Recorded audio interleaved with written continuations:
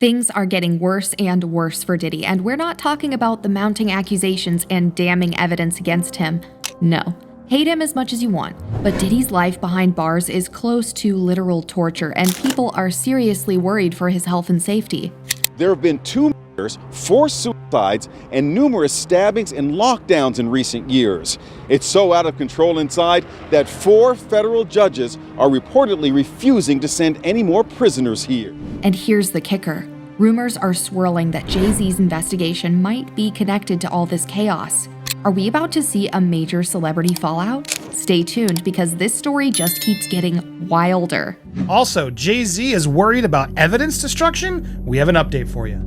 Music industry titan Jay-Z says that if someone's going to bring heinous allegations against him, they better have the proof to back it up. And his legal team put the court on notice that they are demanding a hearing. Y'all might remember that at one stage, Diddy was actually on side watch.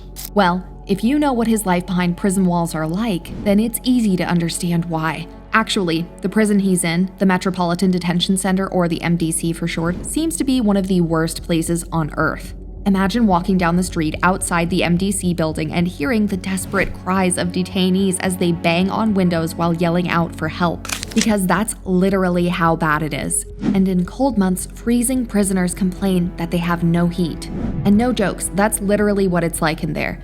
And don't take my word for it, y'all, because just listen to what actual former inmates in that place have to say. Michael Cohen, a lawyer who just so happens to be one of Donald Trump's former fixers, also spent some time here. He described it as hell on earth. You have a plastic chair, you have your bed with a 1.5-inch mattress, no pillow, and you also have a locker. So you basically have 3 feet by 5 feet to move around. So you have a basic 15 square feet. It is a horrible, horrible place. Another inmate had this to say. The food is terrible. Of course, the inmates are terrible. The guards are terrible. The conditions are terrible. It's just terrible. And yeah, about the food. In Diddy's recent court appearance, people were shocked to the core to see just how much weight the rap mogul has dropped. Not only did he look skinny and malnourished, but according to alarming reports, Diddy appeared to have turned gray, and he looks visibly older. But so what's the deal with that? Well, hold on to your hats, because this is pretty intense.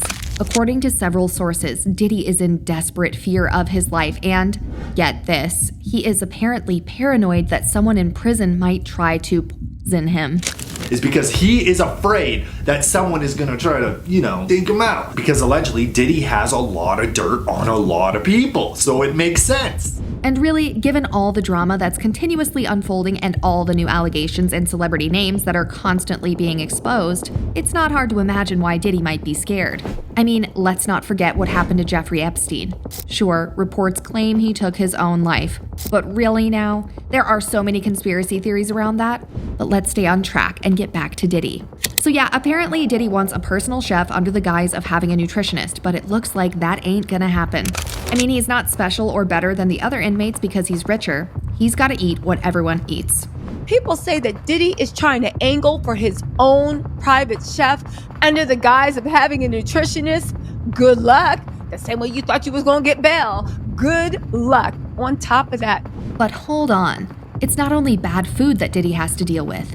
Diddy's allowed to have only the most basic stuff, like a tracksuit and sneakers, and if he tries to stockpile, or anyone for that matter tries to stockpile, there's gonna be a prison raid. He faces the reality of seeing only his fellow inmates, and it's even worse now that he's been given a cell to himself. He can't receive visitors at will unless it's been approved by the prison authorities. I mean, look at Diddy, who was accustomed to having friends and family with him without restrictions, now suffering the opposite of that. Well, it's been 1 week since the arrest of Sean Diddy Combs on federal charges, and living behind bars is the exact opposite of what he has been used to. The Metropolitan Detention Center in Brooklyn, it's a place that's been described as hell on earth. And here's the shocker. Diddy's phone calls are controlled. He can't make calls without being monitored. But that's not all. Diddy's given 300 minutes of phone time per month, and it excludes calls with his lawyers. Which means if he's gonna make calls for 30 minutes a day, then he'll be out of phone time in 10 days every month. Now people are saying if Diddy burns through his phone minutes in the first 10 days of every month. The fact that Diddy is behind bars, what does it look like for attorneys hoping to meet with him? Would they have their own rooms? Would they talk over those phone things we see in movies? What would it really look like? then he's just gonna sit there and have a mental breakdown, feeling stuck in his jail cell. And talking about phones, there's a lack of reliable Wi-Fi adding to the challenges that Diddy is faced with behind bars. When having a client behind bars, because you're sort of really reliant on A, the prison schedule, B, the prison calls. You can't call your client, they're calling you.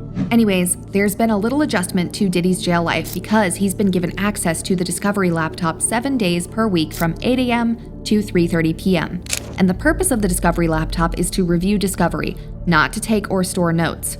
It's more like the court is saying, Diddy, here's a laptop to keep up to date with everything about your case. The MDC, which is the place where he is staying, is ordered to give defendant access to the Discovery laptop 7 days per week from 8 a.m. to 3:30 p.m. The purpose of the Discovery laptop is to review Discovery, not to take or store notes.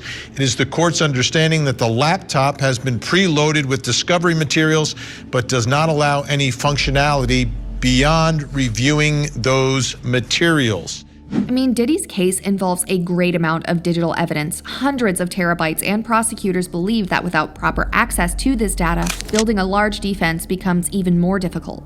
Interestingly, criminal defense attorney Imran Ansari, who has represented other high-profile defendants like Harvey Weinstein and 50 Cent, explained the psychological impact of a dramatic lifestyle change that Diddy might have experienced going from mansions and red carpets to a cramped cell. He said it can be stressful and difficult to cope with for the rap mogul. And while Diddy's attorney claims Diddy's in good spirits, we all know that's further from the truth. Diddy's life is on the line. I mean, you were talking about incredibly serious federal charges, one of them being sex trafficking that could quite literally carry a life sentence in prison. So it all makes sense now why Diddy was willing to go broke by offering a $50 million bail package rather than remain in jail. Unfortunately, his 4 attempts at bail failed. While it's no longer news that Jay's allegedly just as guilty as Diddy, we're all wondering why Diddy's the only one taking the heat for crimes he didn't commit alone. Where are his accomplices? After much investigation into the allegations against Diddy and Jay, it seems Jay may just escape prison this time around. But what about Diddy? Well, things aren't looking good for him right now. So stick with me as we delve deeper into the details. Diddy has found himself in hotter waters following the allegations that kept piling up against him, and especially the ones that included Jay-Z. With all this harsh treatment in prison for Diddy, Jay-Z has been trying hard to keep his head up amidst ongoing investigation of being Diddy's accomplice. And now it was revealed that the alleged victim, who goes by Jane Doe, had inconsistencies in her lawsuit. We rode home in silence. He didn't ask me what happened. He didn't ask me what I did or where I was. As a matter of fact, her father, whom she claimed had known about the incident that took place at the after-party of the MTV VMA in 2000, dropped the bombshell that changed the severity of her case. I feel like I would remember that, and I don't. I have a lot going on, but I mean, that's something that would definitely stick in my mind. In an interview with NBC News, her father said he could not verify the claims. Quote, I felt like I would remember that, and I don't. I have a lot going on, but I mean, that's something that would definitely stick in my mind, he said. But when Jane was asked about the contradictions in her lawsuit during a phone interview, she said that she stands by her statement. I have made some mistakes, she said. Honestly, what is the clearest is what happened to me. Despite the alleged victim's contradictions, the internet is yet to believe that Jay is not guilty. Now, for instance, this user said, I believe Jay-Z is definitely guilty. It's all going to come out in the wash soon, guys.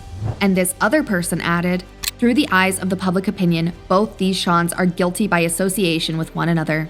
But what do y'all think? Is Jay-Z truly innocent and not an accomplice in Diddy's crimes, or he's just trying to stay away from jail? I mean, prison life isn't fun at all.